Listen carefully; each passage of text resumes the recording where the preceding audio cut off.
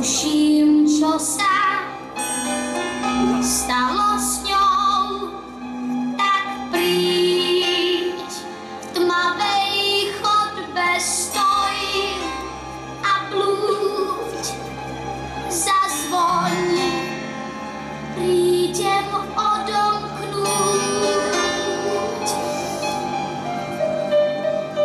Príď, klavír spí tu pod prachom.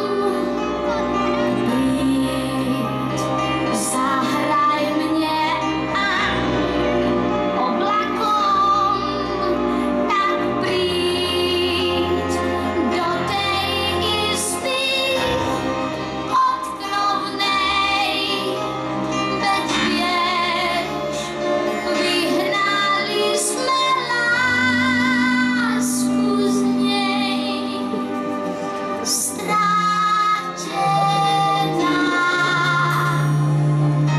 úpavá, stála som tam raz.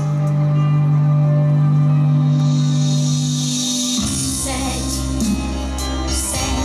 a do tmy niečo hraj.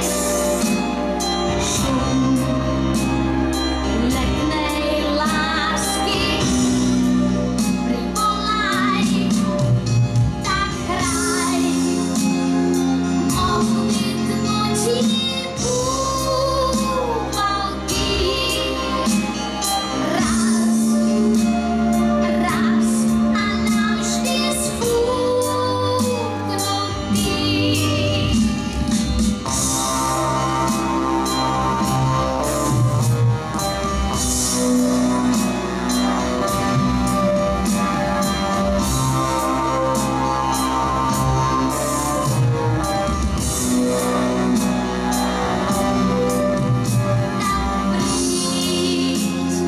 do tej izby odkrovnej, veď vieš, vyhnali sme lásku z nej. Vráť lásky čas, keď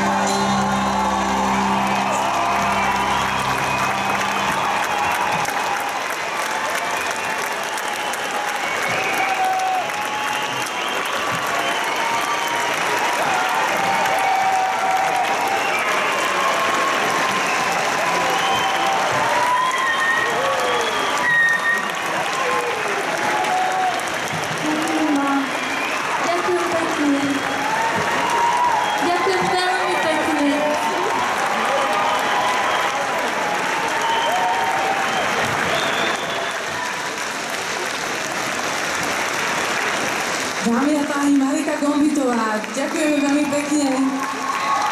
Neodchádzajte ešte. Veľmi sa tešíme, že ste si ako prvé verejné vystúpenie vybrali práve tento koncert a myslím, že si to všetci nesmierne vážia a vážime. Bol to pre nás obrovský zážitok. Vy máte asi k deťom z detských domovov blízko, predpokladám, aj kvôli tomu, že ste vystupovali na tých predchádzajúcich ročníkoch. Áno, ja chodím na tieto koncerty veľmi rada, len je mi veľmi ľúto, že som zo pár rokov nemohla prísť, takže som bola veľmi smutná z toho. A teraz ste tu, to je Teraz som tu podstatné. a som veľmi šťastná. Ďakujem. Ďakujem.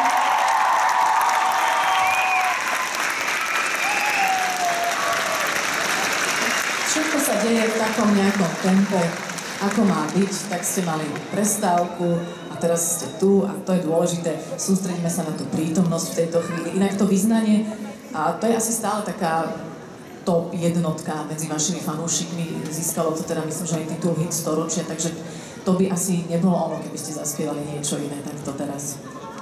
Tak vedela som, že sa táto pesnička veľmi páči, je top pre mojich fanúšikov, preto sa s ňou teraz rada vraciam. Tak ako aj v minulej telke, preto som si vybrala práve Vyznanie. Tak máte tu dnes aj členov vášho fanklubu, ktorí boli s vami stále, či ste viac vystupovali, či menej. Takže oni dnes zažívajú to, že vás inak prvýkrát vidia naživo. Takže toto musí byť pre nich obrovský zážitok. Neviem, kde sú, ale ste tu. V podstate... Ďakujem im veľmi pekne, podržali ma. Áno, ale zrazu sa k ním pridali inak všetci, takže zrazu tu máme plný fanklub a plnú Inchymu fanklubu. Poďme trošku ešte k Vianociam, než chcem si tak užiť vašu prítomnosť. A veľa detí nás sleduje teraz v televízii, už sa blížime k tomu momentu, že sa budú rozbaľovať darčeky. Vy ste ako dieťa sa tešili úplne na čo najviac.